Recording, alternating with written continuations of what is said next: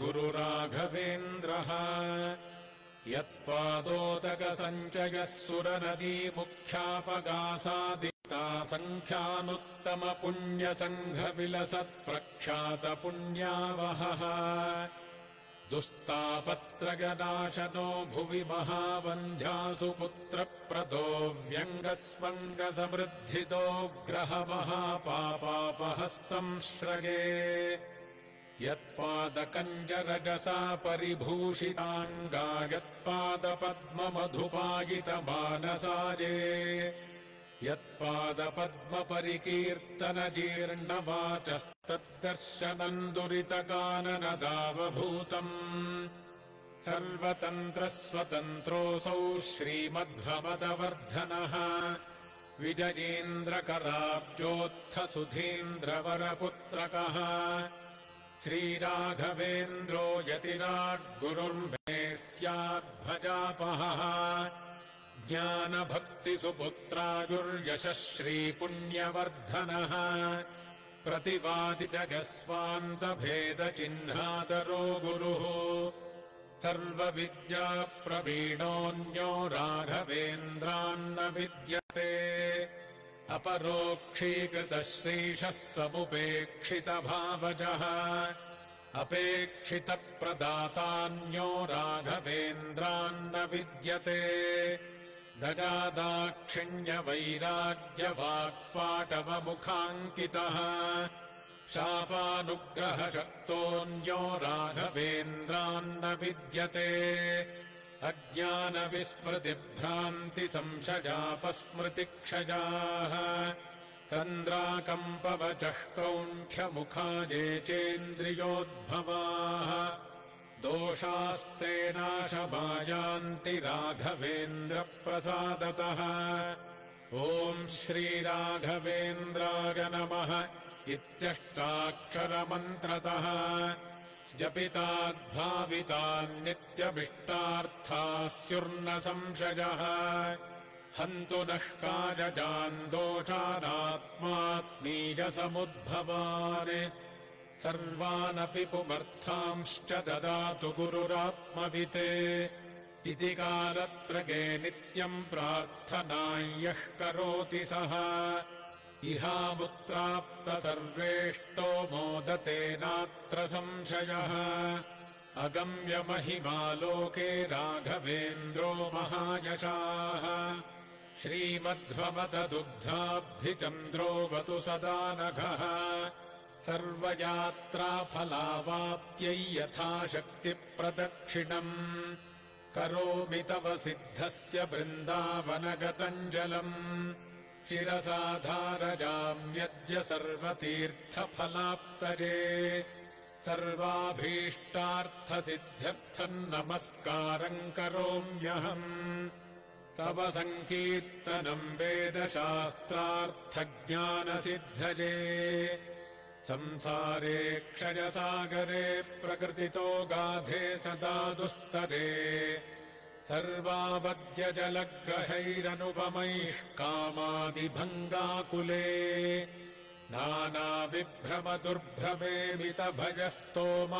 नानाविभ्रमदुर्भ्रमेमितभयस्तोमादिफेनोत्कटे दुःखोत्कृष्टविषेसमुद्धर गुरो मामग्नरूपम् सदा राघवेन्द्रगुरुस्तोत्रम् यः पठेद्भक्तिपूर्वकम् तस्य कुष्ठादिरोगाणाम् निवृत्तिस्त्वरया भवेत् अन्धोऽपि दिव्यदृष्टिः स्यादेडमूकोऽपि वाक्पतिः पूर्णायुः पूर्णसम्पत्तिस्तोत्रस्यास्य जपाद्भवेत् यः पिबेज्जलमेतेन स्तोत्रेणैवाभिमन्त्रितम् तस्य कुक्षिगता दोषाः सर्वे नश्यन्ति तत्क्षणात् यद्वृन्दावनवासाद्य पङ्गुः खञ्जोऽपि वा जनः स्तोत्रेणानेन यः कुर्यात् प्रदक्षिणनमस्कृती स जङ्घालो भवेदेव गुरुराजप्रसादतः सोमसूर्योपरागे च पुष्यार्कादिसमागमे योऽनुत्तममिदम् स्तोत्रमष्टोत्तरशतम् जपेत् भूतप्रेतपिशाचादिपीडा तस्य न जायते। एतत् स्तोत्रम् समुच्चार्य गुरोर्बृन्दावनान्तिके दीपसंयोजनाज्ञानम् पुत्रलाभो भवेद्ध्रुवम् परवादिजयो दिव्यज्ञानभक्त्यादिवर्धनम् सर्वाभीष्टप्रवृद्धिः स्यान्नात्र कार्या विचारणा राजचोरमहाव्याघ्रसर्पनक्रादिपीडनम् न जायतेऽस्य स्तोत्रस्य प्रभावान्नात्र संशयः यो भक्त्या गुरुराघवेन्द्रचरणद्वन्द्वम् स्मरन् यः पठेत् स्तोत्रम् दिव्यमिदम् सदा न हि भवेत्तस्य सुखम् किञ्चन किन्त्विष्टार्थसमृद्धिरेव कमलानाथप्रसादोदयात् कीर्तिर्दिग्विदिता विभूतिरतुला साक्षी हयास्योऽत्र हि इति श्रीराघवेन्द्रार्य गुरुराजप्रसादतः कृतम् स्तोत्रमिदम् पुण्यम् श्रीमद्भिर्ह्यपडाभिधैः पूज्याय राघवेन्द्राय सत्यधर्मरताय च भजताम् कल्पवृक्षाय नमताम् कामधेनवे आपादमौलिपर्यन्तम् गुरूणामाकृतिम् स्मरेत् तेन विघ्नाः प्रणश्यन्ति सिद्ध्यन्ति च मनोरथाः दुर्वादिध्वान्तरवजे वैष्णवेन्दीवरेन्दवे श्रीराघवेन्द्र गुरवे नमोऽत्यन्तदयालवे मूकोऽपि यत्प्रसादेन मुकुन्द शयनायते राजराजायते रिक्तो राघवेन्द्रम् तमाश्रजे गुरुः श्रीराघवेन्द्रार्यत्वामहम् शरणम् गतः आयुरारोग्यमैश्वर्यम् दत्त्वा त्वम् रक्ष रक्ष माम् गुरुः श्रीराघवेन्द्रार्यत्वामहम् शरणम् गतः ज्ञानम् भक्तिम् च वैराग्यम् दत्त्वा त्वम् रक्ष रक्ष माम्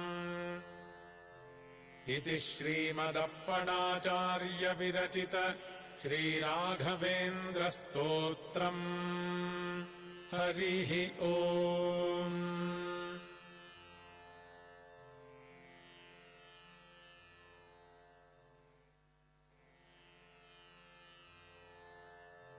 अथ श्रीराघवेन्द्रस्तोत्रम् ॐ श्रीपूर्णबोधगुरुतीर्थपयोब्धिपारा कामारिमाक्षविषमाक्षशिरस्पृशन्ति पूर्वोत्तरामिततरङ्गचरत्सु हंसा देवालिसेवितपराङ्घ्रिपयोजलग्ना जीवेशभेदगुणपूर्तिजगत्सु सत्त्वनीचोच्चभावमुखनक्रगणैः समेता दुर्वाद्यजापतिगिरि